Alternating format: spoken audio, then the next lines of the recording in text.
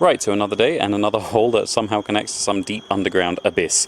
So this is actually probably a root that has rotted away here. We're under the sycamore fig, and occasionally they do rot roots, and I think this is probably the same system that I planted a Carpentaria over. This is about sort of 10 meters, I suppose, away from the Carpentaria, but it is in the same shaded area. Now, shade is not ideal for most citrus, of course, but this is a line I planted one the other day of, and I did discuss the name there, but this is one that you mostly use the leaf. The fruit is an excellent bonus if it does occur, but it's mostly grown for the leaf for cooking with. So I'm going to be quite happy with this in shade, and I can prune up both the sycamore fig and the cassia that is next to it to let a little bit more light in here if this isn't thriving well, but it should be perfectly happy here. This is from relatively shaded, relatively tropical environments. Being protected from the frost here is probably particularly useful here because we don't often get frost, but if we do, this is quite a tender citrus.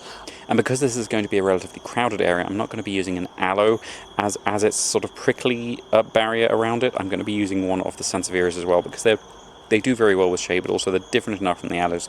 They shouldn't really share many pests and diseases as this gets more dense. We're also going to be putting in some of the Calico delegoensis, which will form a nice toxic barrier and also sacrificial plants to keep any thrips off of the flowers and eventually fruit of the still tree. And that should be everything for tonight, so thank you very much for watching. I hope you have enjoyed it, and if you haven't enjoyed it, thank you for watching anyway. Please tune in again tomorrow because I will be planting something different. I do not know what yet, but we'll see.